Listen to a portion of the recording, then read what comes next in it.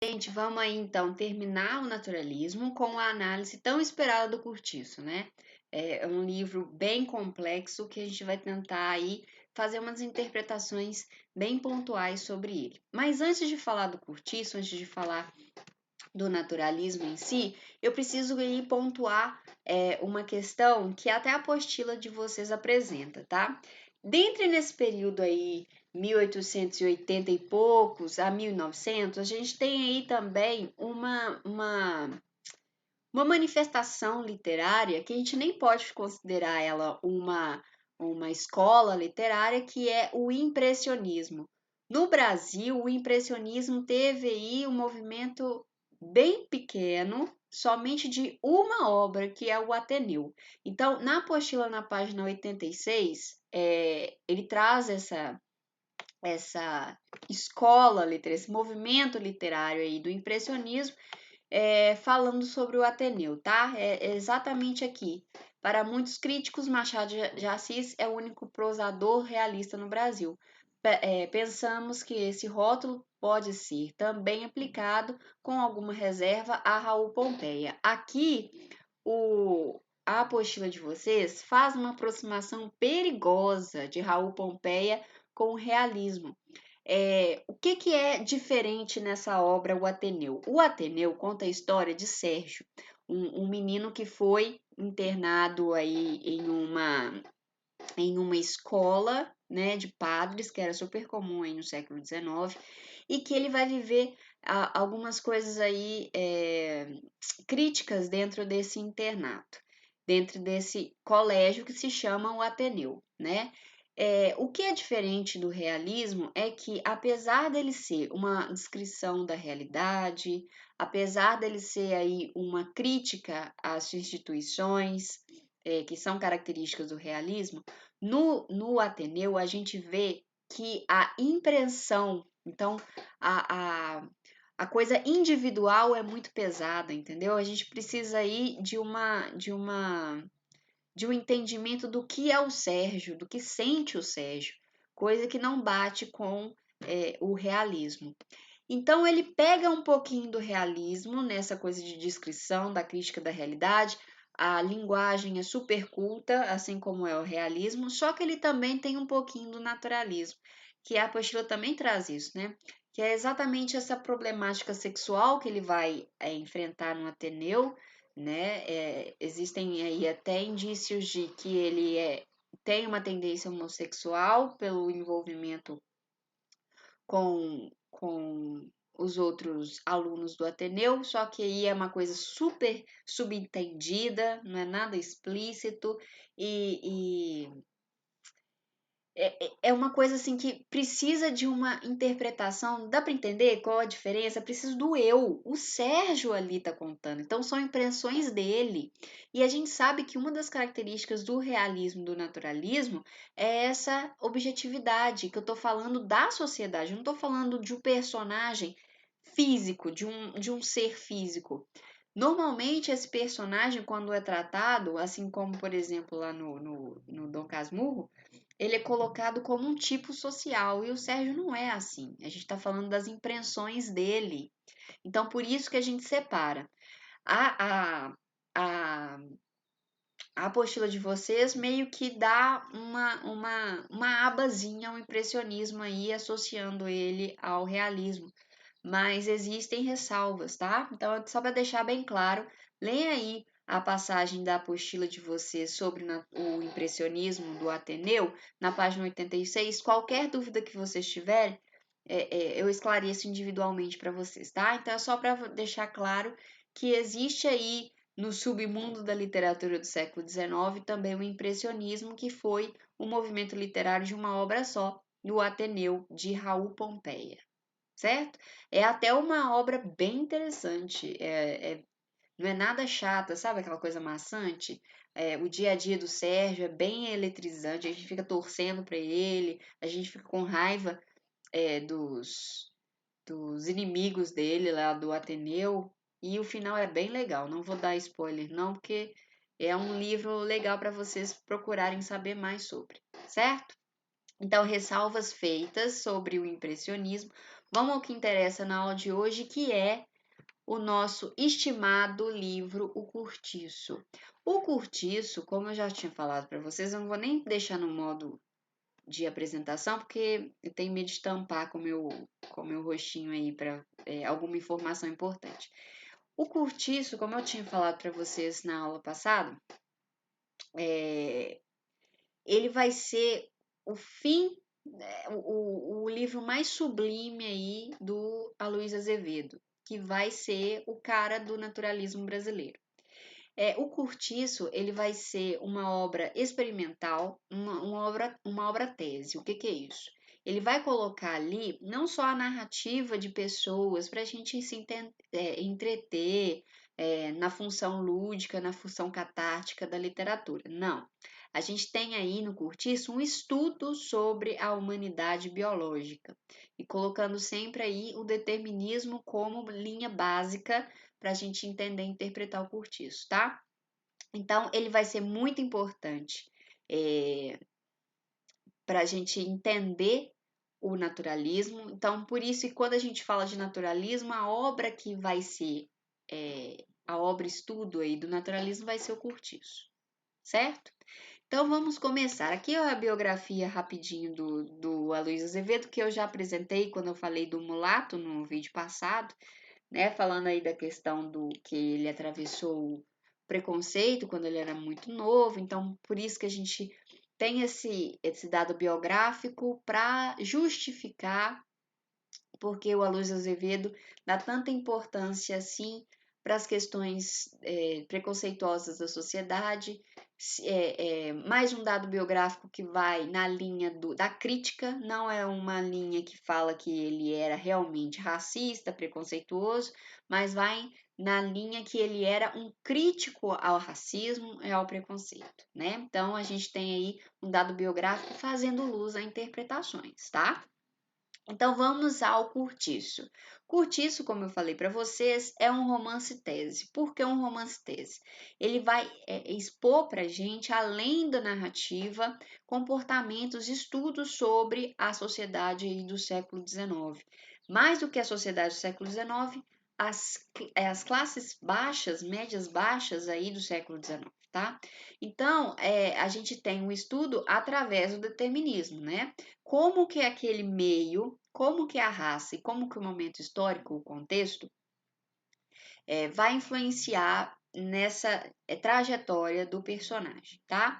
Então, a gente tem personagens não muito complexos em si. Por quê? A intenção do autor não é estudar o personagem, e sim estudar o comportamento. Olha, presta atenção nessa diferença. No realismo, a gente estudava o personagem. No naturalismo, a gente estuda o comportamento desse personagem em certo contexto aí, pelos fatores que eu já falei para vocês, que é a raça, o meio e o contexto, né? A raça, o meio em que se convive e o momento histórico, certo? Então, os personagens meio que são, a gente apresenta o personagem assim, assim, assim. Como que esse personagem se comporta no Cortiço? A gente vai ver. Em situações extremas, a gente vai ver. Então, os personagens em si são pouco complexos, tá? A gente tem aí esse mistério que envolve em não ter um livre-arbítrio. Então, meio que a gente pode determinar por um personagem ser, ele tá convivendo com pessoas de baixo nível, então ele vai ter também comportamentos de baixo nível. É exatamente isso que vai ser colocado em xeque nos personagens do Cortiço, tá? Muito interessante pensar que os personagens do Cortiço não são pessoas físicas, como eu falei para vocês, que acontece no Ateneu, que é o Sérgio falando da impressão dele, de pessoa, de subjetivo, a gente não vai ter isso. Os personagens do Cortiço são tipos sociais. Então, quando a gente fala do João Romão, personagem aí que vai tentar enriquecer no Cortiço, a gente não está falando do cara João Romão, a gente está falando de uma classe social que, assim como ele, vai ter aquele comportamento né, em situações extremas. Então, ele é como se fosse uma representação de uma classe social. E aí a gente tem vários, como eu listei para vocês aí na tela que está aparecendo, vários personagens que são tipos. O João Romão é o tipo capitalista, a Bertoleza é a trabalhadora escrava, o Miranda é o burguês, o Jerônimo é a disciplina no trabalho, é a classe que tem a disciplina no trabalho, que irá se modificar pelo meio. Então, o Jerônimo aí é um personagem chave, vocês já vão entender por quê. A Piedade, que é a mulher europeia, e a Rita Baiana, que tem aí os traços brasileiros de mulata, viu? Então, já de novo aí aquela questão racial do brasileiro, aquela mistura de raças. Os personagens acabam não sendo caracterizados como estereótipos individuais. Então, elas não é uma pessoa única. Ela é uma representação, uma caracterização do geral, daquelas pessoas que, assim como eles, têm a mesma classe social, o mesmo convívio. Então, ele é exemplo, é um personagem exemplo, um personagem tipo. Deu para entender? E mais interessante ainda pensar que esses personagens todos, por serem tipos sociais, por serem personagens rasos, não muito complexos, tanto é que a gente não quer entender a psicologia desse personagem, a gente quer entender o comportamento desse personagem. O principal personagem da obra, o Curtiço, é o próprio Curtiço. Isso dá para entender perfeitamente quando a gente lê a obra. O Curtiço é a centralização de tudo, não só de ações, mas como o meio de determinação dos personagens passa pelo Curtiço, o, o, o, o espaço é o Curtiço, tudo é em volta desse Curtiço. E ele se comporta assim, com essa agitação toda, como um personagem vivo mesmo, como um ser biológico, aí é de comutações, e todo mundo vai se transformando, todo mundo vai convivendo. Então, ele é um ser biológico que se aproxima aí de um ser humano, de um ser aí que vai se desenvolvendo, crescendo, né? Então, o naturalismo ele vai priorizar o coletivo. A gente deve perceber que tanto aqui os personagens que são tipos sociais, né, que não são indivíduos sozinhos, mas são exemplos de tipos sociais, como aqui que a gente coloca o personagem principal sendo o Curtiço, sendo esse organismo vivo, essa dinâmica muito grande que existe no Curtiço, o naturalismo tende a colocar aí a coletividade em destaque. Eu não estou de novo, eu não estou estudando uma pessoa, o comportamento dessa pessoa, a psicologia, como essa pessoa é de verdade, qual é os traços aí psicológicos dessa pessoa. Não, eu estou querendo ver o comportamento da sociedade, o comportamento daquele indivíduo em meio àquela sociedade, tá? Então, ele vai priorizar essa coletividade, certo? Muito bem. Qual é o foco narrativo do Curtiço? Isso é primordial. Porque para ser uma obra tese, para falar de uma obra que está aí fazendo um experimento, eu preciso de um narrador em terceira pessoa. Isso é básico, né? Um narrador em terceira pessoa que não vai participar da obra, né, como um personagem, mas ele vai ser aquele que vai observar. E muito importante ser o narrador onisciente. Então, eu tenho um narrador em terceira pessoa com um tipo onisciente. Por que é importante ele ser onisciente?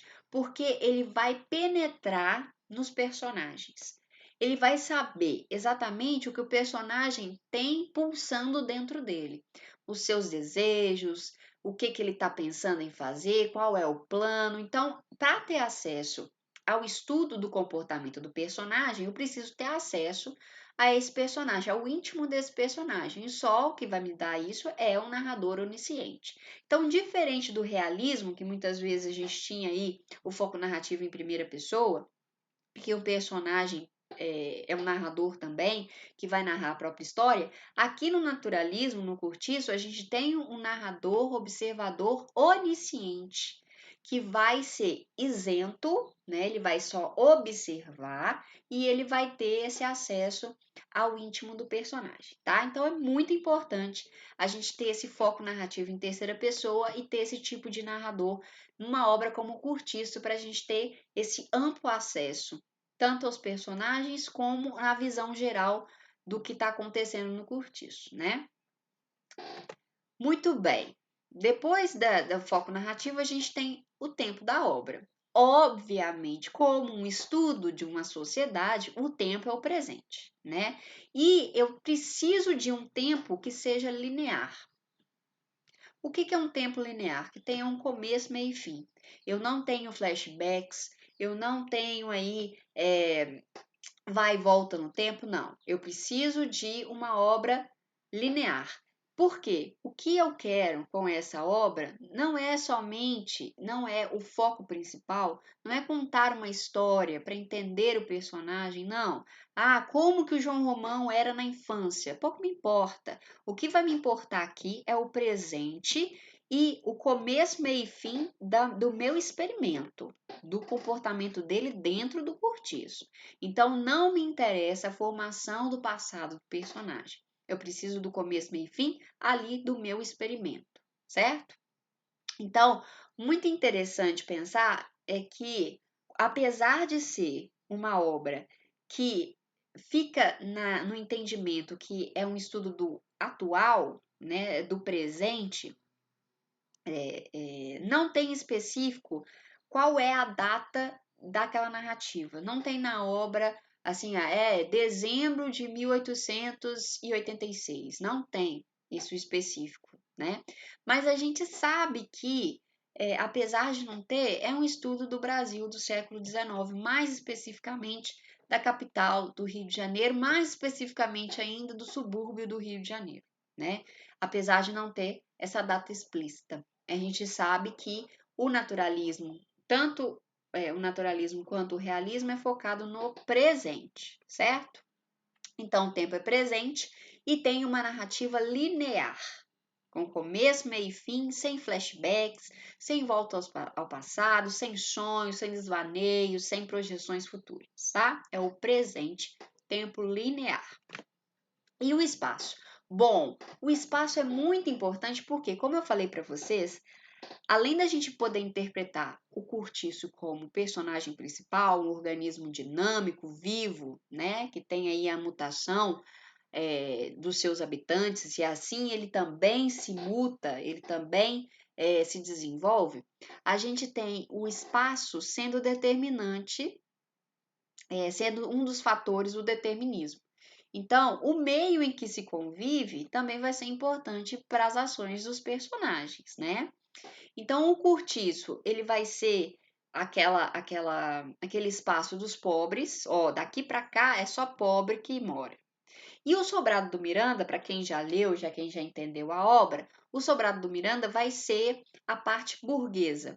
E eles vão ser muito interessantes, que o cortiço e o sobrado vão ser coisas que são lado a lado. Então a gente tem a noção perfeita da sociedade ali do século XIX, em que há uma convivência, apesar de cada um ter o seu espaço, né? Então é muito interessante aí essa localização lado a lado. E apesar de que eles estão lado a lado, essa convivência para o determinismo era completamente negativa.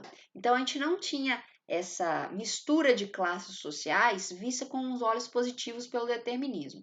Rico que se mistura com pobre não vai acabar bem pelo determinismo, né? Cada macaco no seu galho, né? Cada um aí no seu lugar determinado. O cortiço é o cortiço, o sobrado é o sobrado. Isso falava o determinismo. Mas a gente vai ver no decorrer da obra que não existe isso. Que os habitantes do sobrado, os habitantes do cortiço vão conviver. Isso vai ser a chave aí das coisas, desencadeamentos das coisas erradas dentro da narrativa. Então, o determinismo no naturalismo, a gente viu, eu já falei para vocês que esse determinismo ele vai ser a base da obra naturalista, tá? Então, eu preciso de ter essa mentalidade que o determinismo do que o determinismo é para interpretar a obra do Curtiço. O determinismo é um conceito filosófico que diz serem todos os fatos baseados em causas, ou seja, todo o acontecimento é regido pela determinação. Essa determinação aí a gente tem três fatores básicos, né? O que vai determinar alguma coisa? Três fatores que são a raça, o meio e o contexto histórico.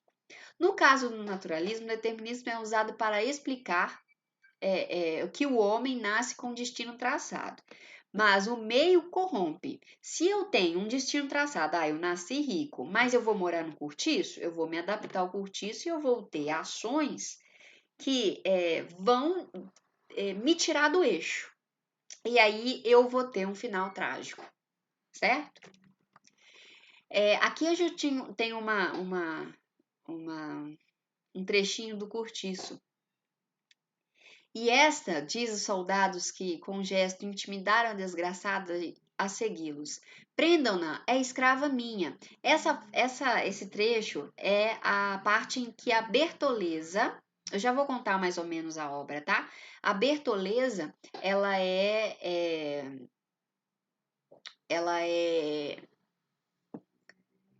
encurraçada, né, a voltar ao dono dela, que ela era uma escrava e que ela pensou que tivesse sido liberta, né? Ela foi enganada pelo João Romão, pagou altos dinheiros para ele. Ele falava que estava pagando a carta de alforria, mas na verdade estava aí enriquecendo às custas da Bertoleza. E o dono da Bertoleza, que não recebeu a parcela da alforria dela, fez com que a lei fosse cumprida e foi atrás dela para ela voltar a ser escrava. E ela não aceitou o seu destino. Prestem atenção no que acontece, então.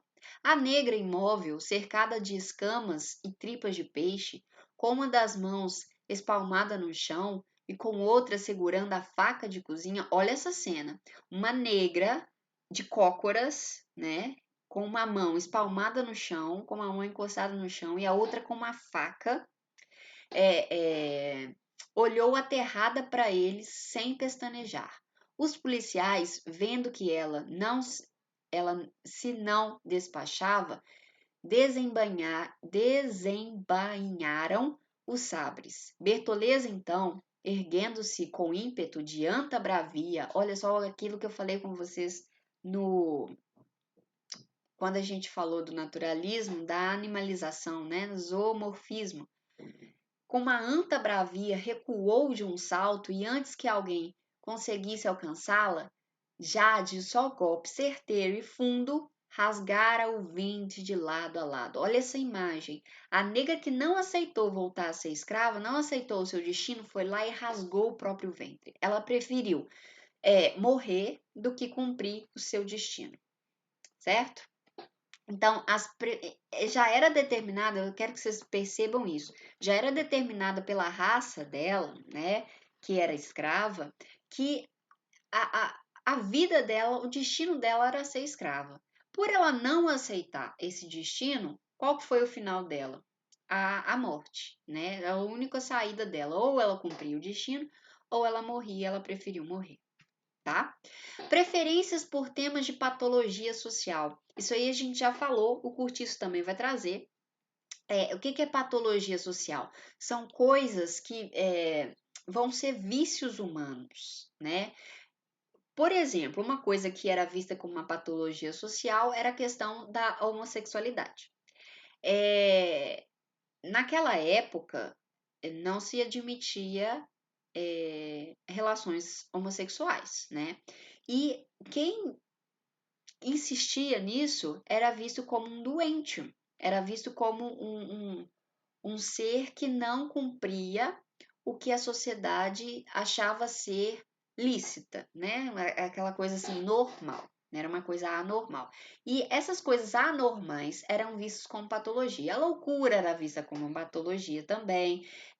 Questões aí de, sei lá, alguma doença mesmo, algum vício, né? Era visto como patologia. extremas, tipo, outras coisas assim que fogem até a nossa cultura, que era a cultura do século XIX, que era vista aí como fora de um nível cultural aceitável na sociedade, vamos dizer assim, sabe? Era uma coisa que não era bem aceita, era vista como uma patologia. De acordo com a concepção naturalista, o homem é apenas um animal, cujo destino é determinado pelo meio ambiente e pela hereditariedade. Outros aspectos, como a educação e o nível cultural, se você teve acesso à educação, ok, você está aí pelo meio fazendo aí também um esforcinho para o seu destino ser determinado. Se você não tem acesso à educação, aí sim, o que vai te determinar é a hereditariedade, né? É, Aí tem um trechinho também para ilustrar essas patologias sociais. Não era a inteligência nem a razão o que lhe apontava o perigo, mas o instinto, o faro sutil e desconfiado de toda fêmea pelas outras, quando sente seu ninho exposto. Aqui a gente tem claro essa imagem aí de homem como ser biológico, um ser biológico, aí a gente tem a,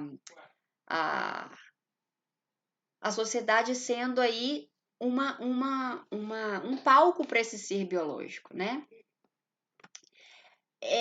Outra coisa muito importante no naturalismo que vai ser muito usado no cortiço é o objetivismo e a objetividade.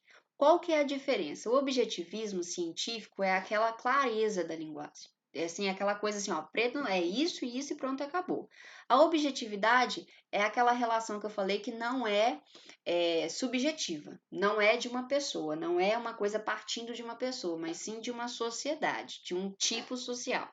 Então a gente tem o objetivismo científico, ou seja, é uma obra clara, mesmo que choque, mesmo que o leitor se sinta aí invadido, a obra é bem clara, é para chocar. E a objetividade é que não é uma pessoa, não é para atingir a uma pessoa específica, é para atingir a sociedade de uma maneira geral, certo? Então vamos ao enredo da história mais ou menos. Eu deixei aqui um esquema, esse esquema aí dá para entender mais ou menos os entremeios do cortiço. É uma história bem densa, que existem vários personagens, né? Várias histórias paralelas acontecendo dentro do cortiço, por isso que tem essa imagem de organismo vivo dinâmico que o cortiço carrega. É, e tem aí também alguns aspectos que são interessantes destacar em relação ao determinismo também, tá? Então vamos lá, vou tentar ser o mais rápida possível, tá? Então a gente tem um personagem chave aí que vai começar a nossa trajetória, que é o João Romão. O João Romão, ele era um cara que veio para o Brasil, ele era português, veio para o Brasil para tentar a sorte, como vários portugueses fizeram, é, e ele vai ser muito bem é, recebido, no sentido dele vai ser logo empregado, ele vai ser bem tratado pelo dono da venda que ele trabalhava, tanto é que ele vai ser herdeiro do dono da venda. Ele vai herdar a venda com tudo dentro e ele vai ser o comércio, vai virar comerciante, né? E aí existe também, dentro desse contexto, a Bertoleza. Bertoleza era uma quitandeira. O que é a quitandeira? É uma negra, né, que era semi-alforriada. Por quê? Ela já vivia livre, só que ela tinha que pagar para o dono dela parcelas para ela conquistar a alforria completa. Então, ela trabalhava, ela vendia os quitutes dela na quitanda para pagar essa parte dessa alforria, certo? E aí o João Romão, querendo sempre enriquecer, querendo sempre aí o status mais elevado, viu na Bertoleza uma boa oportunidade para ele crescer. A Bertoleza, ela no início ela era casada com um português que morreu, né? Porque de tanto trabalhar, ele morreu de tanto trabalhar. E o João Romão falou para ela que ela conseguiria o status dela se ele se casasse com ela, né? Para juntar aí.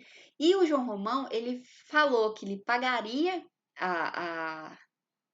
toda a para deixar com ele que a alforria seria paga por ele. O que aconteceu? O João Romão enganou a Bertoleza. Ela entendeu que estava livre, já parou de pagar, e aí acontece lá mais pro fim do livro o que a gente já adiantou naquele trecho que eu li para vocês. Mas o João Romão vai ver na Bertoleza uma mulher forte que poderia ser uma para unir a quitanda dela, para ele conseguir ser um comerciante ainda mais forte, tá? Então a Bertoleza vai trabalhar tanto, vai pagar para o João Romão, e esse dinheiro o João Romão vai comprar o cortiço. O cortiço era uma maneira de sobrevivência porque ele alugava os quartos, né? Mesmo sendo para pessoas de baixa renda, o cortiço aí tinha o aluguel, então ele podia cobrar por moradia. Então o João Romão abre o cortiço e do lado do cortiço existia um sobrado muito grande, já para uma hotelaria de pessoas mais de classe social mais alta, que era o Miranda, né? O Miranda era um burguês que também queria elevar a sua classe social, né? Sempre visando aí a classe social, e ele tinha uma filha. O João Romão, muito esperto, já olhou para a filha do Miranda e falou assim: bom, se eu casar com a filha do Miranda, que ganhou o título de barão, eu posso posso subir mais o nível do meu estado social. E aí que acontece que o João Romão vai denunciar a Bertoleza para o dono dela. E aí vai acontecer aquela cena que ela vai terminar a vida dela por não querer cumprir o seu destino, tá? Então, basicamente, é essa a história de João Romão, Bertoleza e Miranda. Então, a gente tem outros moradores no Cortiço, que é a Rita Baiana, Piedade e Jerônimo, e é interessantíssimo esse triângulo, que eu também vou falar. Esse triângulo aí, ele é muito típico do determinismo. O Jerônimo, ele era um trabalhador muito sério, ele era um ótimo pai, um excelente marido para Piedade, que era uma típica portuguesa, né? A portuguesa que usava aqueles vestidões, que não gostava muito de tomar banho, né? Que eles falavam muito dessa diferença cultural. O Jerônimo, ele vai mudar pro cortiço porque ele vai conseguir um emprego na pedraria, ele vai começar a quebrar pedras, né, no paredão de pedras que tinha no fundo do cortiço. Então ele vai começar a conviver com os moradores do cortiço. Esse cara que era exemplar, ele vai começar a ter comportamentos determinados pelo meio. E aí ele vai conhecer a Rita Baiana, que era uma mulata que encantava todo mundo com suas curvas, com seu molejo, e ele vai começar a ter um caso com a Rita Baiana e vai tentar e vai com certeza aí mudar o seu jeito explicado pelo determinismo por meio dessa convivência, né? A convivência do cortiço vai determinar o que o Jerônimo vai se tornar. Então, pontos importantes aí, falei muito rapidamente aí do cortiço. Eu indico para vocês lerem a obra e tem alguns pontos aí para vocês entenderem. Esse entremeio já está. Essa interpretação do determinismo é base para qualquer história que acontecer aí no cortiço, tá? Então são várias histórias que têm a interpretação baseada nesse determinismo. Pontos importantes aí que é para a gente destacar. O cortiço é um organismo vivo, então a gente pode considerar um organismo biológico e ele é coletivo, o que vai ser importante para a característica do naturalismo, que não é individualista, né? Vai ser um estudo social. Isso porque podemos observar o dinamismo das ações dentro dele, além de virar de várias mudanças, modificações. Lembre-se, o Curtiço é o personagem principal da obra, porque tudo acontece em volta dele, tudo envolve ele de alguma maneira. A tese defendida pelo determinismo, né, que é a mistura de raças, causa essa degradação humana. Então, o Curtiço, ele é um lugar em que a patologia cresce viva, porque as pessoas ali que convivem são organismos vivos, são organismos, são seres biológicos que têm essa mistura de raças aí no sangue. Então, isso não pode ser visto com bons olhos pela herança, né? Herança não, pelo que defende o determinismo. Características, críticas às diferenças sociais. Trabalhamos com hierarquias de classes, ambição, tudo pela ascensão financeira, que acaba sendo a ascensão social. Tudo que envolve aí o núcleo do João Romão, do Miranda Bertoleza, é movido pela ganância, que é uma das patologias sociais que é criticada pelo Luiz Azevedo. Essas patologias sociais, a inveja, a ganância, a ambição, isso tudo vai ser elementos para a tragédia, né? Importantíssimo, o meio, a raça e o momento histórico vão determinar aí o comportamento dos personagens do Curtiço. Isso você deu para perceber na nossa pequena análise. Eu não vou me estender muito, porque senão eu falo demais, mas o Curtiço, ele é uma história bastante interessante, justamente pela teia de aranha que ele constrói. São várias histórias ao mesmo tempo, que todas se encontram aí no Curtiço, e todas têm essa base do determinismo, tá? Então é isso. Qualquer dúvida que vocês tiverem ao longo da leitura de vocês, ou se vocês lerem alguma informação sobre o Curtiço, verem alguma análise na internet, se quiserem debater, estou super aberta aí para interpretações diferentes. Eu adoro debater interpretações diferentes, argumentos aí sobre a obra, e cada um tem uma leitura, né? Mas é importante a gente perceber as características do naturalismo e do determinismo na obra O Curtiço. Vocês sabem que eu adoro juntar a obra literária com as características da escola literária em que ela pertence, tá? Então, um beijo para vocês, boa leitura, boa pesquisa sobre o Curtiço. Vejam outras coisas, vejam outras pessoas falando do Curtiço também, para vocês terem uma visão mais ampliada, tá? Então, um beijo para vocês, qualquer coisa a gente está aí.